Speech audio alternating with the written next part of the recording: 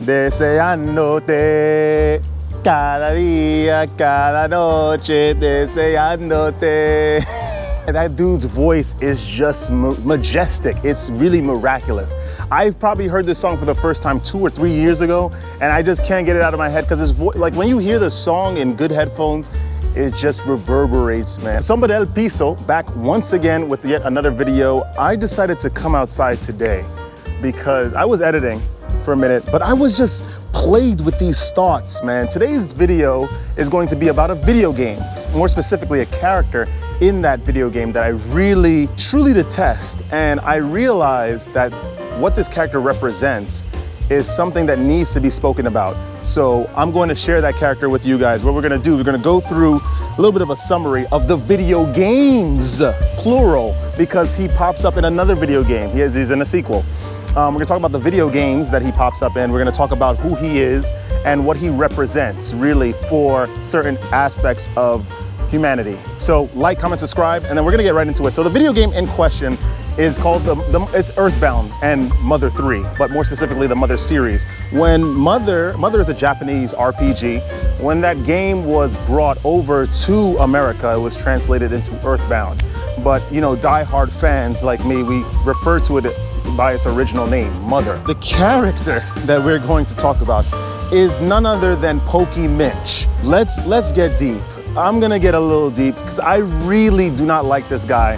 And we're just gonna sort of analyze what happened really in those games and how he contributed to the stories in those various games. So Earthbound, right, which is the one with Ness. If you guys don't know who Ness is, he's that character in Super Smash Bros. Like PK Thunder, and he has the bat, right? And he has like PK Fire, PK Fire. So that's him, that's him. He's basically a kid in his game with latent psychic abilities. What happened basically was a meteor lands in his hometown of, a meteorite lands in his hometown of Onett, and he is sent to go investigate this meteorite, and he finds nothing there, I guess, in the beginning, and then I think he comes back home.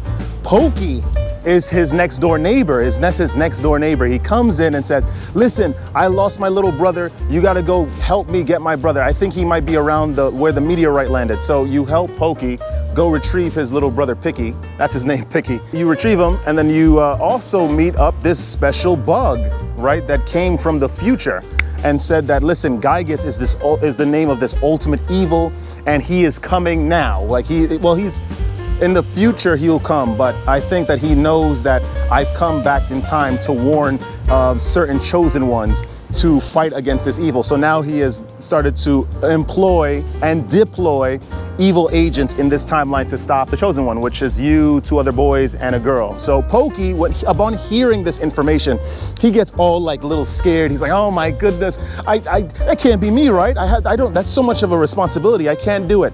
Strike number 1, red flag number 1, showcasing the lameness, the absolute cowardice of this character. As you commence through the game, you're obviously meeting up with the other characters that's talked about by the bug, the flying bug that passed away. And then you're realizing that Pokey is having his hands in a lot of the bad things that are happening to you. Like the girl that you meet from the next town, Tucson, she was kidnapped by someone called, was it Carpenter? Is that was his name? I forget his name. We find out Pokey helped with kidnapping the girl. There's the Mani Mani statue, right, which is a statue that actually casts illusions and causes individuals to tap into their true evil essence.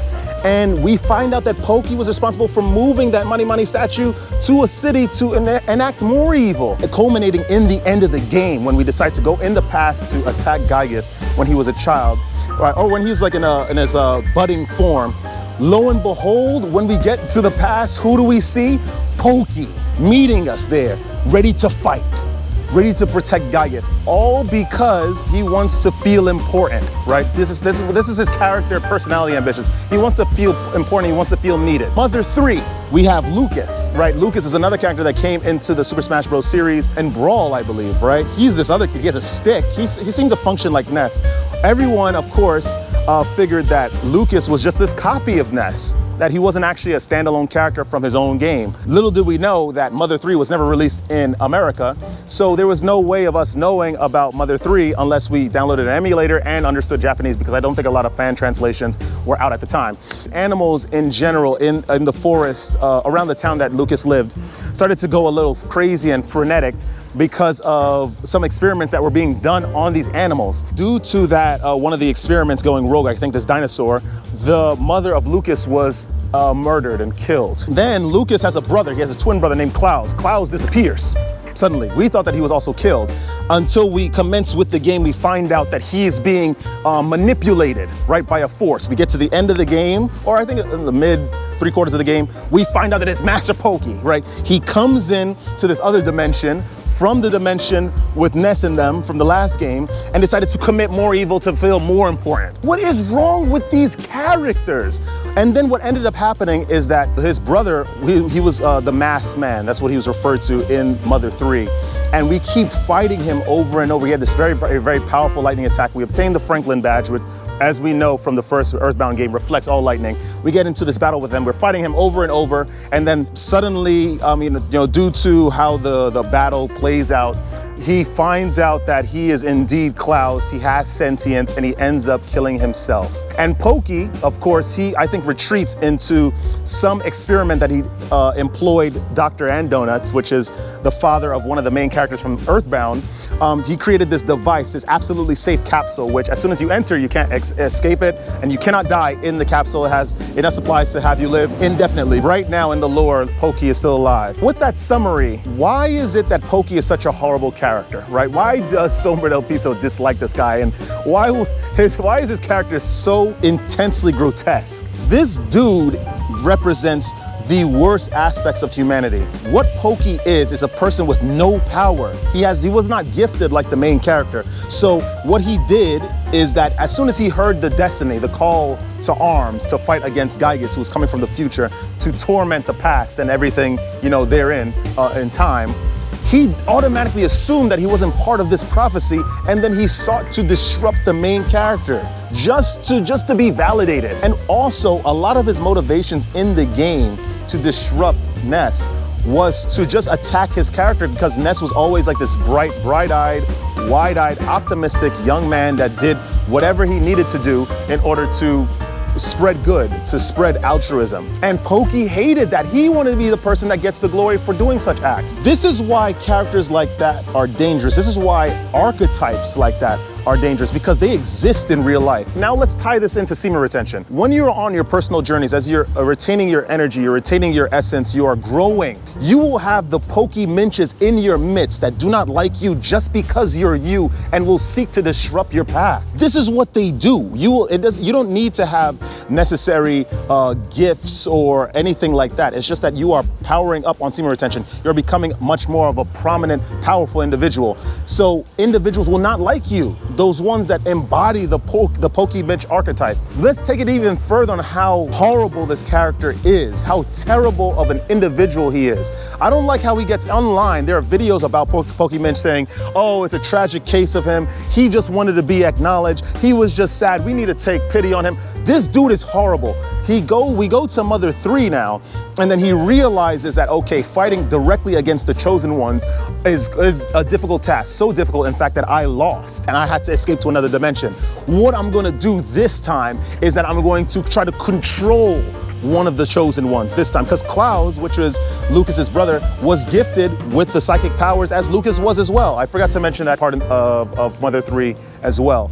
Klaus is gifted. He decided to control him and use him against his own brother. This is what these archetypes do, and this is why, let's tie this in now to semen retention and secret societies, right? And the archetype of Pokey Minch from Mother 3, which is the sequel of the Earthbound game that I was describing first, how that archetype is prevalent amongst individuals that are part of secret societies. What secret societies do is they're not special, they're not gifted, they do not have any innate abilities. They do not have, the only disciplines and only loyalties and allegiances they have is to darkness, is to the world of shadows, evil, malevolence.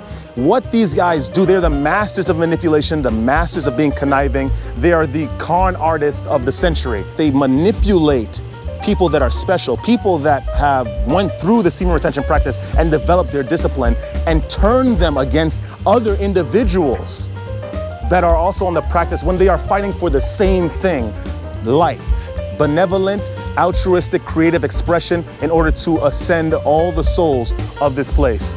That's what secret societies do. They embody the archetype of Pokey Minch so fiercely and so strongly with so much zeal. What needs to be done, right, is that when you are on your personal journeys, let's tie it in.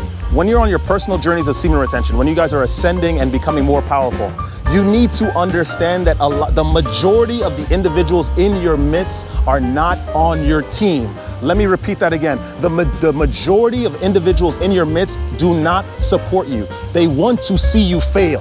There's a difference between people that are in your midst that don't want to support you and people in your midst that want to see you fail. Because there's one that's neutral, which is the former. The latter are the enemy, right? And even though the ones that are neutral, they are somewhat your enemies, but they're not actively your enemy. The ones that are the latter are your enemies, the one that want to see you fail. That means that they are going to try manipulative means. They're going to try underhanded tactics. They're going to try indirect insults and attacks in order to steer you away from your goal, in order to steer you away from your mission. You're on semen retention. Why are you you're going to be single forever? Why would you want to stay single forever? Oh, all men need to sleep around. All men need to have sex, right? Oh, you don't need, that's just some codswallop, the semen retention and energy of being celibate. That's just nonsense. Why would you listen to that stuff? That's the Pokey Minches in your midst that want to see you fail your mission. I promise you. In this world, how I operate is that I smile, I wave, I listen. But when it comes to taking me away from my practice, you're absolutely right. I don't listen to a goddamn thing that this world has to say because I understand my mission. The mission was laid out. There is evil in high places. There is darkness in this world. Not even from what I've read, even through what I observe. We have the embodiments of Gygas, the agents of Gygas, walking around doing evil to keep this world at a low state of vibration, a low state of ascension. So they continuously worship the physical and worship the cult of the snake, right? The religion of the snake, the serpent. I know what I'm supposed to be doing, and I know how the power of semen retention helps me and the people around me that are also seeking to ascend. So we're not listening to Pokey Minches, and I'm sure I got a bunch of them in my midst. I'm not kidding. Yesterday I heard from my friend from the gym that I need to stop talking about semen retention. We're not listening to them. Of course, why the heck would I stop? This world is not getting any better, and it's because a lot of people are not in a state, which what semen retention gives you, of being completely energetic, completely benevolent, outwardly, right?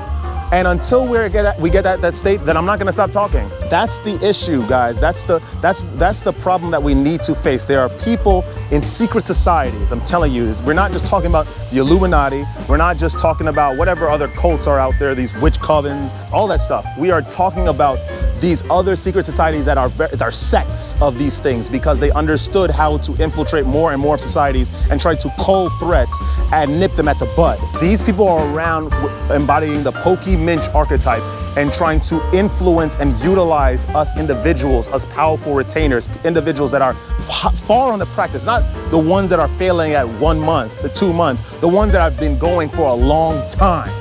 They're trying to steer them in towards hallowing what's evil, hallowing what's incorrect, hallowing what's of this physical world. We will not let them. We will be Ness and friends. We will be Lucas and friends and understand what needs to be objectively done for the respective universes that they were in. We must save the world. It's as simple as that. It sucks that Lucas had to down his own brother. Well, at the end of the game, spoiler alert, Klaus ends up striking himself down. And it sucks that we have to have casualties that are friends and family, but that doesn't matter because there's one objective as retainers in this world. We are supposed to harness our own personal vital energy to then get downloads from the divine in order to have creative expression here to ascend the people of this place. That's the only objective. Anything else comes second. And with that being said, that is all I have to say to you guys today. If you enjoyed that content, like, comment, subscribe, share the video with some peers. I get passionate about semen retention, of course. And of course, this thinking about Pokey, got me up out of the house. That's how passionate I get about getting annoyed about this character, because we know that this character, the personality archetype of this villain is within our midst. There are people that smile with you, but they want to see you fall. They want to see you get chopped down. They want to see you bleed and scream out. So you can serve as an example to never do that again. This is what we have to do. We have to have creative expression in order to ascend souls. So we're not going to stop anytime soon. Don't let this world get you down. Pokey Minches in our midst, and of course the various agents of Gygus thereof. But that's nothing, especially compared to the power of a retainer. And always stay radiant. I shall see you guys in the next video. Woo!